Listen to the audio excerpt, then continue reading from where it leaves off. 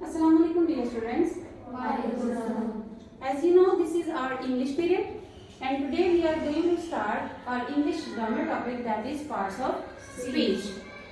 तो सबसे पहले what are parts of speech? Parts means of means का या के and speech means गुफ्तगू, यानी कि हमारे गुफ्तगू के हिस्से, यानी कि हम अपनी डेली लाइफ में जो बात करते हैं, कोई सेंटेंस बोलते हैं, वो डिफरेंट वर्ड से मिलकर बनती है। ठीक है, अगर आपसे मैं ये पूछ रही हूँ कि आप कैसे हैं, आप क्या कर रही हैं, तो ये कोई एक वर्ड नहीं है।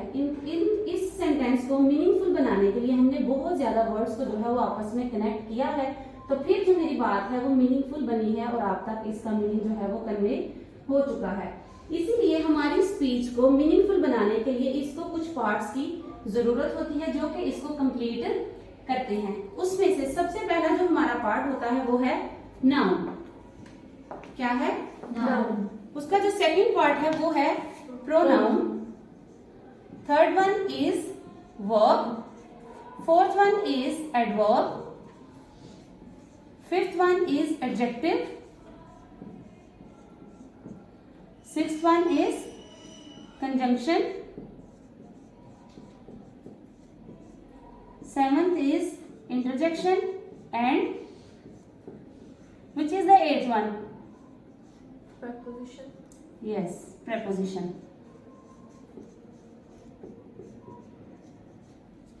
There are 8 parts of speech. Do you know this? Teacher, parts of speech तो 9 नहीं थे। Yes, पहले 9 थे, लेकिन अब जो है एक उसमें से जो पार्ट ऑफ स्पीच है वो एक्सक्लूड हो चुका है, दैट इज आर्टिकल। यानी कि जो वर्ड आ, एन और द हैं उनको क्या कहा जाता है? आर्टिकल। उनको अब पार्ट्स ऑफ स्पीच से अलग करके उसको एक अलग जो है वो ग्रामर का पार्ट बना दिया गया है।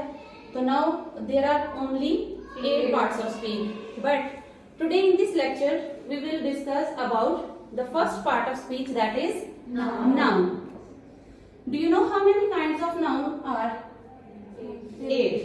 There are 8 kinds of noun. First one is common noun. Second one is proper noun. Third one is countable noun. Fourth one is uncountable noun. Fifth one is abstract noun, and sixth one is concrete noun. Seventh one is material noun, and eighth one is collective noun. तरतीब आप इनकी कोई सी भी रख सकते हैं, ठीक है। हमारा मकसद ये है कि सिर्फ हम इनको जान सकें कि इनका क्या मतलब है और इनकी जो है वो इनकी जिद में इनके पार्ट्स में कौन सा वर्ड कहाँ पर आता है। तो हमारा जो फर्स्ट पार्ट है वो है कॉमन नाउन। कॉमन का क्या मतलब है? आम, ठीक है। General names of things are called common noun. सबसे पहले जो नाउन है तो वो हर चीज जो है वो हमारी नाउन है। अगर आप अपने सराउंडिंग में देखें, there are lots of things and every single thing is noun. हर चीज जो है वो हमारे नाउन के जुमरे में आती है। अच्छा जी, कॉमन नाउन हो गया, यानी कि जो हमारा आम नेम है, like girl, boy, city, book, everything is common noun. Okay, like girl.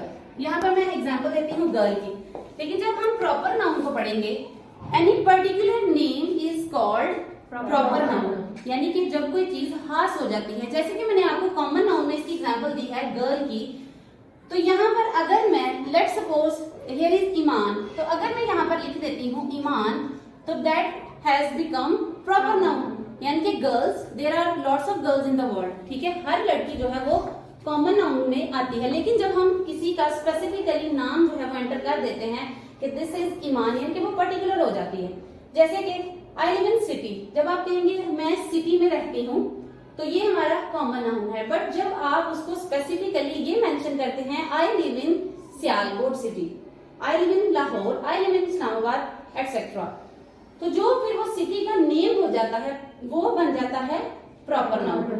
तो समझ आ गई, यानी कि गर्ल की जगह हमारा वर्ड आ गया ईमान, तो that has become proper noun. और प्रॉपर नाउन की एक क्वालिटी ये है कि इसके जितने भी वर्ड्स होते हैं वो सारे कैपिटल लेटर्स में लिखे जाते हैं।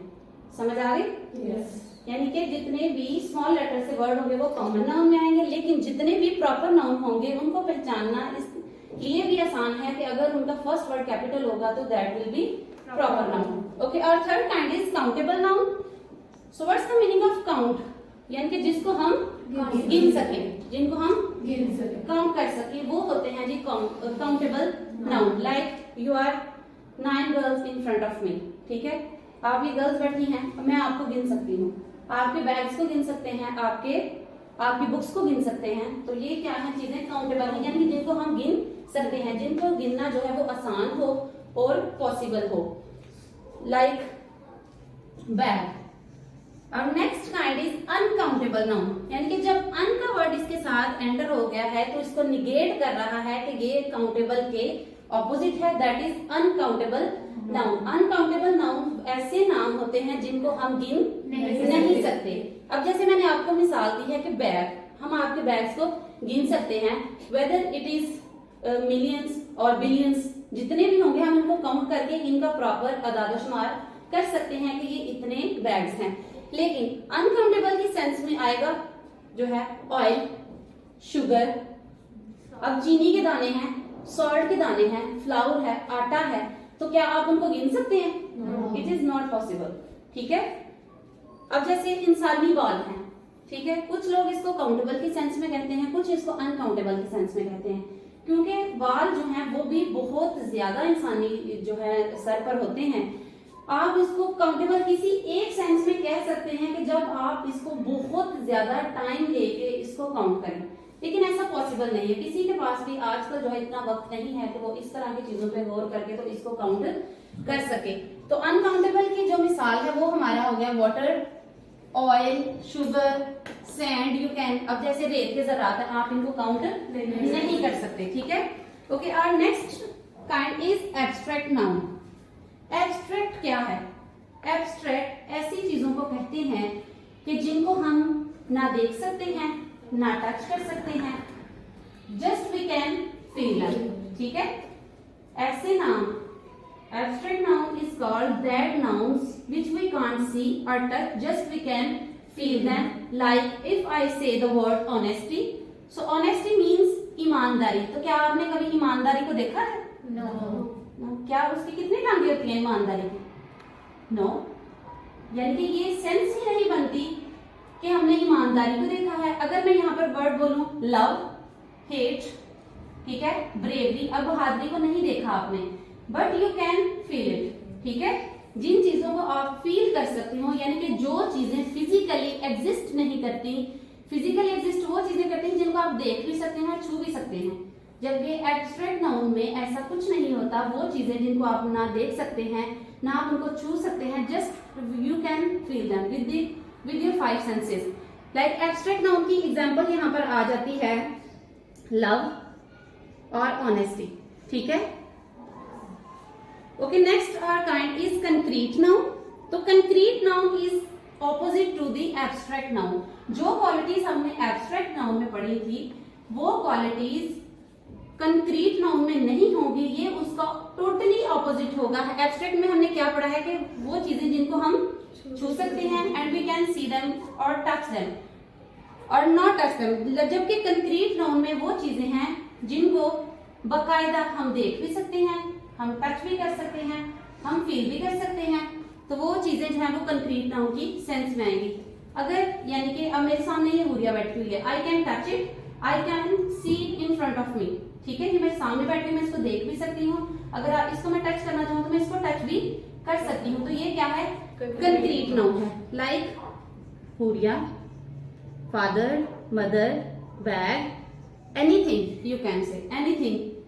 मैम, हवा एब्स्ट्रैक्ट नाउन होती है या कंक्रीट? नो, हवा जो है वो एब्स्ट्रैक्ट की सेंस में आएगी। इसको हम जो है वो सिर्फ फील कर सकते हैं, उसको हम देख नहीं सकते, क्योंकि हवा जो है वो फिजिकली एग्जिस्ट नहीं करती। आप अपनी सेंसेस के थ्रू सिर्फ जो है इसको फील कर सकते हैं। Okay, next question is material. Material noun जो है वो मेटल से बनी हुई चीजों को कहते हैं। या जैसे अब आप कहते हैं हमने अपने घर में काम शुरू करवाया हुआ है तो इसके लिए हमें इतना मटेरियल चाहिए। आप कोई भी चीज करें, आप हमें इतना मटेरियल चाहिए।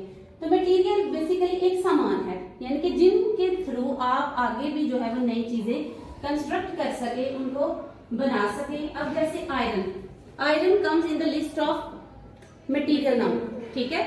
आयरन जो है वो मटेरियल नाउन की सेंस में आता है। जैसे कि लोहा, अब लोहे से देखें, आप अपने घर में ही मुख्तलिफ चीजें देख सकते हैं कि आयरन से बने हुए आपके घर में दरवाजे भी होंगे, खिड़कियां भी होंगी, समटाइम कोई ऐसे बेंचेस, कोई चेयर्स भी बनी हुई होंगी, ठीक है। उसके अलावा आपका घर का जो गेट है वो भी आयरन से बना हुआ होगा। और भी अलॉट ऑफ थिंग्स जो है वो आपके सराउंडिंग में, in fact you can see around of yourself in the class कि यहाँ पर जो आपकी चेयर्स हैं वो भी जो है वो इससे आयरन से बनी हुई है। उसके बाद जो वुड है, वुड भी हमारा मटेरियल नाउन में आएगा। कभी लकड़ी से भी हम जो है वो डिफरेंट टाइप्स की चीजें बना सकते हैं, जैसे फर्नीचर है, बेड है, चेयर है, सोफा है, कबर्ड है। ये सारी चीजें भी जो है वो मटेरियल नाउन की सेंस में आती हैं, ठीक है। कंक्रीट नाउन बेटा जो चीजें हमारे सामने देखिए, एक तो फिजिकली एग्जिस्ट करती हैं, like you have your father और सिस्टर और मदर इन योर होम, ठीक है। जबकि जो मटेरियल चीजें हैं वो मेटल से बनी हुई होंगी, ठीक है। यानी कि जो एक हिसाब से नॉन लिविंग थिंग्स भी आप कह सकते हैं, ठीक है।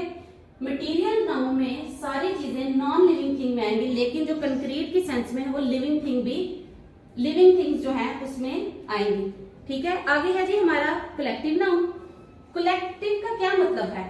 कलेक्ट करना, कलेक्शन करना, यानी कि इकट्ठा करना, जमा करना, एक ग्रुप में होना, ठीक है। ऐसे नाम जिनको हम एज अ ग्रुप यूज करते हैं वो हैं कलेक्टिव नाउन। अब जैसे कि यू आर 10th क्लास, अब हम जब कभी प्रिंसिपल मैम के सामने या किसी टीचर के सामने बात करें, आपके क्लास की प्रोग्रेस की हम बात कर रहे हो, तो हम हर बच्चे का इंडिविजुअली नाम नहीं लेंगे कि फलां बच्ची ने इतना किया, फलां बच्ची ने। हम ओवरऑल बात करते हैं कि 10th क्लास अच्छा परफॉर्म कर रही है, 9th क्लास अच्छा परफॉर्म कर रही है, ठीक है। तो ये जो 9th क्लास या 10th क्लास, क्लास वर्ड यहाँ पर जो आ गया है वो हो गया है जी कलेक्टिव नाउन, यानी कि एक ऐसा वर्ड जिसने पूरी क्लास को एक जिद में ले आया है, एक ग्रुप में ले आया है। अब जैसे कि पाकिस्तानी आर्मी, ठीक है। पाकिस्तानी आर्मी में क्या आपको हर फौजी का पता है, हर जनरल का पता है, हर कर्नल का पता है, लेफ्टिनेंट का पता है? नो, इट्स इम्पॉसिबल कि आप सबका नॉलेज जो है वो रख सके। जब आपने पाकिस्तानी आर्मी की बात करनी होती है तो you utter a word army. जब आप आर्मी बोल देते हैं तो उसके अंदर जितने भी आर्मी के ग्रुप मेंबर्स हैं, इवन के वो फौजी हैं, कर्नल, हर जो रैंक का बंदा है वो इस जुमरे में आ जाता है। तो आर्मी वर्ड जो है वो कलेक्टिव नाउन की सेंस में आ जाता है। अगर आप कहीं ट्रिप पर जाएं या आप जो है वो अपनी फैमिली के साथ किसी टूर पे जाएं तो आप कहते हैं कि हम सारी फैमिली जो है वो टूर पर गए थे। आप ये नहीं कहते कि मेरा भाई भी गया था, मेरी बहन भी गई थी, मेरी मदर भी, मेरे फादर भी। जब आप फैमिली वर्ड बोल देते हैं तो इट मीन्स के ऑल योर फैमिली मेंबर्स, ठीक है। ये बात उसके अंदर जो है वो कवर हो जाती है। तो कलेक्टिव नाउन की क्या एग्जाम्पल बनेगी? Family, class, crowd. क्राउड यानी कि हजूम, जब आप बोलते हैं तो बहुत ज्यादा रश है, अब आपको नहीं पता वहां पर कितने बंदे थे और कौन कौन थे, सिर्फ आप बोल देते हैं क्राउड, ठीक है। उसके बाद आर्मी वर्ड सबसे बेस्ट एग्जांपल है, ठीक है। फैमिली, आर्मी, क्राउड, और ये हो गया हमारा कलेक्टिव नाउन। आज के लेक्चर में हम सिर्फ जो है वो पार्ट्स ऑफ स्पीच के फर्स्ट पार्ट नाउन को ही पढ़ेंगे। तो इज देयर क्वेश्चन? अगर आप बड़े ख्याल आते हैं जब हम खाते हैं, ये भी नाउन होते हैं? Yes, noun is the name of person, place, things और इवन दो आइडियाज, ठीक है। आपके जितने भी ख्यालात हैं, इवन के जो आप ख्वाब देखते हैं, your dream is also called noun, ये भी नाउन की सेंस में आएगा। होपफुली ये आपका टॉपिक जो है वो क्लियर हो गया है। Is it clear? Yes. Okay, thank you.